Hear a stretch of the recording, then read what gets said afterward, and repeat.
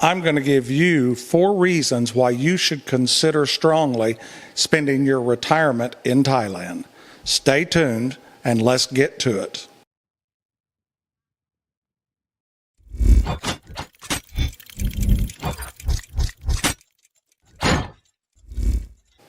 Hey everybody, Rick here. I wanted to talk to you guys today and give you my 4 reasons why I think you should consider retiring over Thailand. I'm going to start with reason number 1, and it's one of the biggest reasons, and that is the cost of living. I have found, I've been over there 2 times now over the last couple years and stayed several months and traveled all over, and I have found that you can stay over there for a minimum of 50% less than what it would cost you to be in the U.S.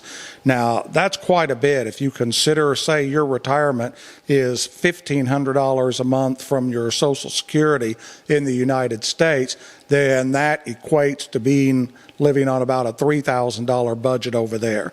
The rent over there is considerably lower than here. As I've said in previous videos, I've seen condos down by the beach anywhere from $250 up to a very high-end condo or small homes right on the beach, $400, $500, and $600. And some of these may have a small lap pool included in the homes. So the rent is far, far and away cheaper over there than what it is here.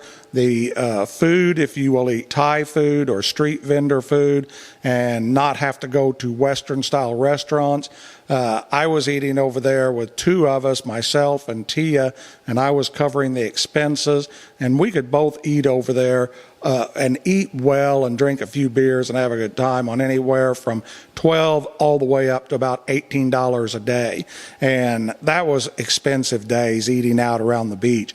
We had some days that we ate, both of us, on as little as $8 or $9 if we were just eating street vendor Thai food. So you can definitely, if you want to budget and watch what you spend, you can get up by over there for a considerably less amount than what you would pay in the United States.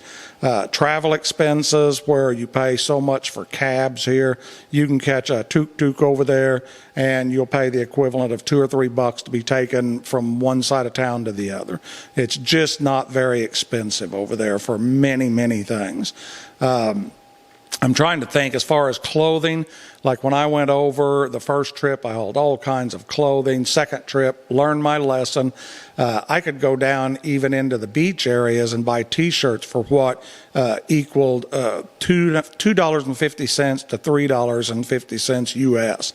So shirts that over here would have cost me anywhere from $23 up to $35. A pair of shorts, $4 or $5 U.S. I mean, everything, folks, is just considerably cheaper. So I can just about guarantee, unless you're extremely extravagant, your money there will go a minimum of twice as far.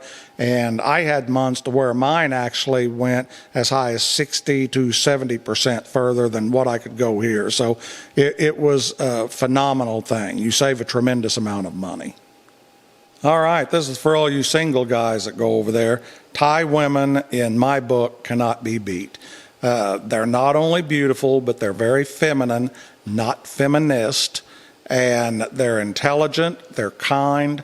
Most of them are Buddhists, so they believe in what goes around comes around.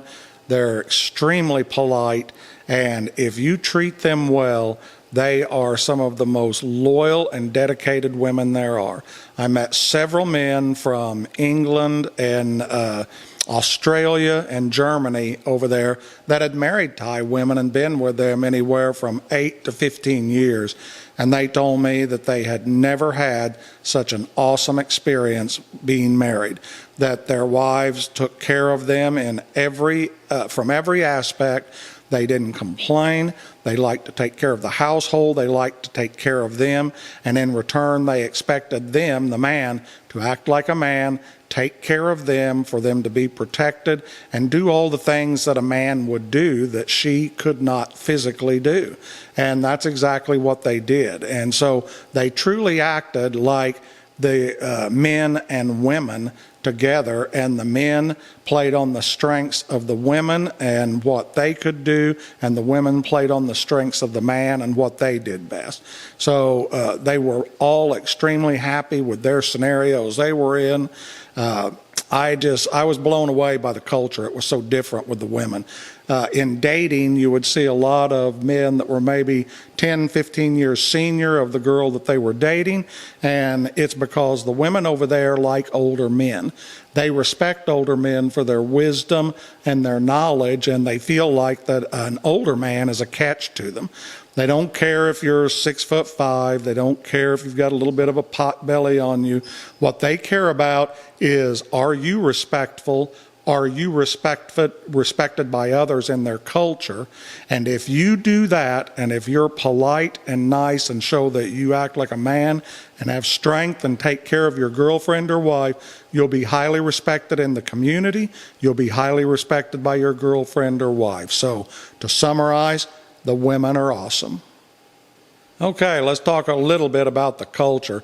This is such a broad topic. There are so many things about Thai culture to cover. There's no way I could cover all of them in this video, so I'm just going to touch and generalize a little bit to give you an idea. One, these people are some of the kindest, nicest, most giving people that I've ever ran into. You will make so many friends over there, true friends, not Facebook friends, not Instagram friends, not friends that don't give a shit from one day to the other, whether you're alive or dead, but I mean friends that if you needed them and you gave them a call or went over and said, hey, will you come over and help me while I'm fixing this on the house? Or, hey, can you give me a ride because my motorcycle or car is broke down? These people that you meet will do it. I've watched Tia make so many new friends over there every time we would go out. I myself have made so many friends with Thai men and women and their wives and their girlfriends, and we've exchanged numbers. We still communicate even whenever I'm in the States. Now that's friends. I will have them send me messages and talk to me, ask me how I'm doing, tell me they miss me. These are people that I've only known for a couple years, and yet they treat me like I'm a member of their family. So that part of the culture is what is so different than what you see in the United States. I know you have friends in the U.S. I have friends. We all make friends, but we've turned into something over here to where we're mainly counting up friends like on Facebook or that type of stuff. Those aren't your friends. I mean, that's bullshit. We both know that. You know, it's just a bunch of people that are giving you likes or what have you on there, but they're not truly friends that if you were in dire need would come help you. True friends are very hard to come by. And it really shocked me how over there, because of their Buddhist belief and their culture and their general upbringing, that when they befriend you, you're a friend for life with them. Thai people out in these villages depend on each other a lot. They're not all rich people, and they don't have a lot that they can spend to just go out or have money to blow. So a lot of times they'll depend on each other for somebody else's garden, somebody else's expertise and how they know how to repair something. I mean, you get the gist. There's a lot of the barter system over there, and it works well, and it makes people appreciate and respect each other. So that part of the Thai culture is awesome. They are also extremely polite. You do not see Thai people getting angry, or I didn't. It's a rarity to see them raise their voice and get angry and start cussing or saying foul things to each other. That is looked at as being a very poor trait. And when they see some of the way people act on, say, YouTube or TikTok in the U.S., they are absolutely shocked because they cannot believe that people would act that way to each other. They look at it as being extremely disrespectful. Even if you don't like somebody, you can turn the other cheek or turn and walk away. You don't have to be around them, but you don't have to sit there and cuss them out, yell and scream, flip them off, do that kind of thing. So to summarize this, in general, the culture is fantastic. The people are kind. You can learn so much from their temples, them making merit, just everything in general to absorb, and I'll be making more videos on all of this. So culture's awesome. So let's move on to the next one. Okay, guys, I want to talk about health benefits I found whenever I was over there. And when I was over there, I found that after I'd kind of unwound from my USA stress level, everything seemed to just kind of smooth out and go really just nice and easy. I dropped 8 pounds in about a month and a half. I attribute this to several things. One, I attribute it to the food I was eating. I was eating Thai food, and most of it, Thai food, is fresh. It comes straight out of the ocean if you're eating seafood. I ate a lot of vegetables that were straight out of gardens. The chickens were coming off the chicken farm. The eggs were coming from those chickens. Pork off of a pork farm. Nothing that was being injected or frozen or had any, preservatives put on it to help make it last longer. It was just fresh food. And I think that made a major difference. I also think probably the bigger difference for me was the stress and anxiety level. I got to where I felt so at ease over there that I'd get up of a morning and I really didn't have anything on my mind like I would over here except for, wonder what I'm going to do today. Am I going to go to the beach? Am I going to go out first on a run? I'm going to go on a run later on. We picked places that we wanted to go. Were we going to go out and swim in the ocean? Were we just going to hang out around the pool all day and just have a beer or two and just sit in the sun? I mean, my anxiety level was low. It was extremely low. And I feel like that made a huge difference in how I felt in general. Just my general mood was better. I just felt more relaxed. I really don't know how to put it all into words. I felt like I was more approachable than I am in the United States because I just was in a better mood.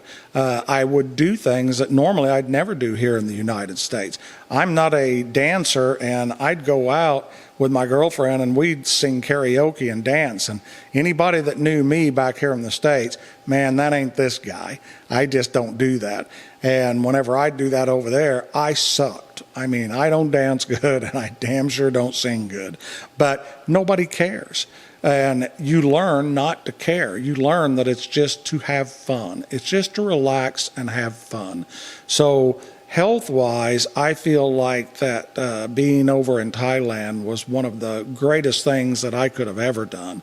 And I've noticed I've been back in the States for about a month and a half, and because of my stress levels going back up, listening to all the bullshit on the news and just everything going on and bills and keeping things up and having to do all this rat race and running the hamster wheel type scenario you're in the United States, my stress levels back up. I don't feel as good. I'm not sleeping as good, and I'm probably a little bit cranky and not as approachable. So health-wise, going overseas was one of the best things for me I ever did, and I bet it would be for you also. Okay, guys, to summarize, I find that for me, retirement over in Thailand or possibly the Philippines or someplace in Southeast Asia is going to do nothing but be a positive for me on many different planes. And I think that if you'll investigate more, you might find it's fitting for you also. So I'll be making more videos for you to watch. I hope you enjoyed this. You know what I'm going to say. If you like this video, please like, subscribe, and ring that bell. The channel's growing. It's growing strictly because of you guys. I can't thank you enough. I really appreciate it a lot. This is Rick. I'm signing off, and I'll see you guys soon.